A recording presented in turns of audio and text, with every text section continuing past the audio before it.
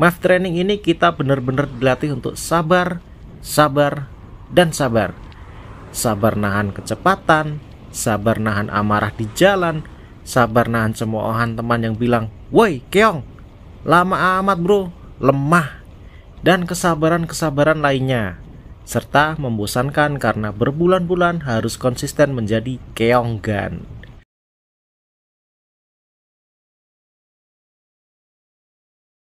Halo semuanya, apa kabar kalian? Saya harap kabar kalian baik-baik saja dan sehat selalu. Jika pada video sebelumnya saya sudah membahas mengenai pentingnya recovery heart rate untuk bersepeda dan cara untuk meningkatkannya, yang link videonya nanti bisa kalian cek di deskripsi atau pojok kanan atas kalian.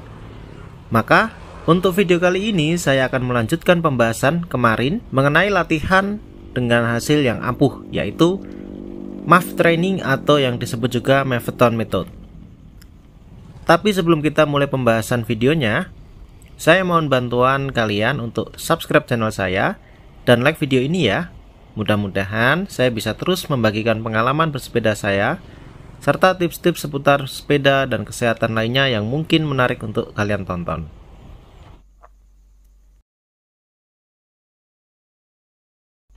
Apa sih math training ini? Math training ini merupakan singkatan dari Maximum Aerobic Functional Training yang diteliti dan dikembangkan oleh Dr. Phil Maveton. Oleh sebab itu, teknik latihan ini juga banyak orang sebut sebagai Maveton Method atau Maveton Training. Tujuan dari math training ini sesuai dengan namanya, yaitu memaksimalkan kemampuan atau kapasitas aerobik kita, yaitu kapasitas paru-paru dan jantung dalam memperoleh oksigen dan diedarkan ke seluruh tubuh yang nantinya akan dibakar bersama glukosa untuk membentuk energi yang kita gunakan untuk mengayuh sepeda. Tapi selain fungsi aerobik tersebut, math training ini juga bisa digunakan untuk meningkatkan performa sepeda kita, yaitu meningkatkan kecepatan sekaligus meningkatkan jarak tempuh atau durasi bersepeda. Selain itu, teknik ini juga bisa untuk menurunkan berat badan kalian. Lalu bagaimana math training ini bisa dilakukan? Yang pertama adalah menentukan denyut jantung latihan atau math heart rate, yaitu dengan rumus 180 dikurangi usia sama dengan math heart rate kalian. Iya bener kan, 180 bukan 220 seperti untuk menentukan maksimum heart rate ya. Sebagai contoh nih, usia saya 28 tahun. Maka untuk menentukan math heart rate saya, yaitu dengan cara angka 180 dikurangi 28, maka hasilnya 152. Nah, angka 152 ini merupakan denyut jantung target kalian. Dan ketika bersepeda, jangan melebihi target tersebut. Yang perlu dicatat adalah jika kalian mempunyai masalah kesehatan yang belum teratasi atau belum terkontrol, seperti darah tinggi atau hipertensi yang belum terkontrol, kemudian diabetes, riwayat masalah jantung yang belum terkontrol lainnya, dan kondisi medis lainnya, maka nilai math heart rate tersebut harus dikurangi 10. Dan ini dulu saya juga lakukan, sehingga math heart rate saya waktu itu berada di angka 142 bpm. Lalu bagaimana nih latihannya? Setelah kalian temukan math heart rate kalian, waktu awal memulai math training ini, lakukan tes dulu dengan memilih jalan yang relatif datar. Lalu mulailah bersepeda hingga mendekati target math heart rate kalian. Usahakan 5-10 bpm di bawah target dari math heart rate kalian. Kalau misalkan math heart rate seperti contoh tadi 152 bpm, maka pertahankan heart rate di 142 bpm hingga 147 bpm selama 30 menit. Lalu catat kecepatan rata-rata yang didapat.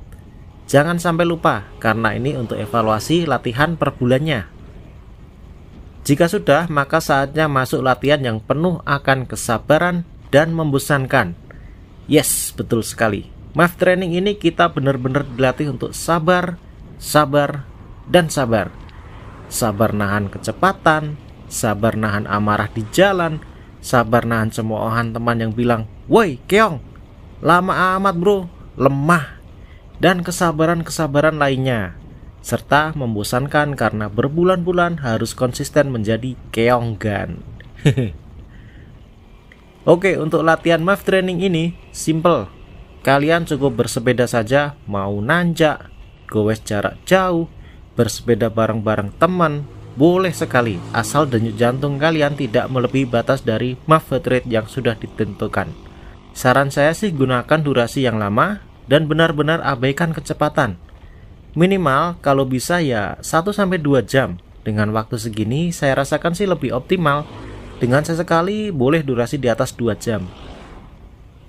Sebisa mungkin sih kalian mengabaikan latihan anaerob atau threshold training selama melakukan MAF training ini. Paling tidak sedikitnya 2-3 bulan atau bahkan lebih. Karena jika kalian tetap memaksa ngebut dan heart rate kalian melebihi dari MAF heart rate yang sudah ditentukan tadi, maka MAF training kalian sudah dipastikan nggak akan berhasil dengan baik. Setelah kalian rutin latihan MAF training ini, maka lakukan tes seperti awal memulai MAF training tadi kan, untuk melakukan evaluasi nih. Dengan hasil evaluasi ini, apakah kecepatan rata-rata kalian bertambah atau tidak? Jika misal kecepatan rata-rata bertambah, atau jika misalkan kecepatan rata-rata masih sama seperti awal tes dulu, tapi denyut jantung rata-rata sudah turun, maka selamat. Latihan MAF training tahap 1 sudah selesai. Lalu lanjutkan di bulan kedua, dan seterusnya. Sebagai info nih, saya dulu dengan MAF heart rate 142 ppm, kecepatan rata-rata selama 30 menit awalnya hanya 17 km per jam kan. Dan sekarang dengan MAF heart rate segitu bisa 25 km per jam. Dan itu semua saya capai setelah latihan 3 bulan lebih. Jadi ya perlu konsisten lah. Tips yang perlu kalian catat selama melakukan MAF training, jangan pernah bosan lalu menyerah. Jangan pernah kalian terpancing untuk ngebut atau meningkatkan intensitas. Kalian harus konsisten. Jangan pernah takut setelah kalian selesai latihan MAF training ini, maka kemampuan threshold clearance atau kapasitas anaerob kalian akan sulit untuk dikembalikan. Sama sekali tidak. Latihan intensitas tinggi untuk menambah kecepatan setelah kalian selesai melakukan MAF training ini malah justru lebih mudah, karena pondasi aerobik kalian sudah terbentuk dengan kokoh melalui latihan MAF training ini. Baiklah semuanya, mungkin itu dulu sharing saya. Jika masih ada yang kalian bingung atau ragu-ragu, boleh kalian tuliskan di kolom komentar. Atau jika kalian ada sanggahan atau informasi tambahan, boleh juga dituliskan di komentar. Jangan lupa subscribe, lalu like video ini, dan bagikan ke teman-teman goes kalian, agar kalian bisa improve bareng-bareng juga kan. Saya Aji undur diri, salam sehat, salam goes, tetap semangat.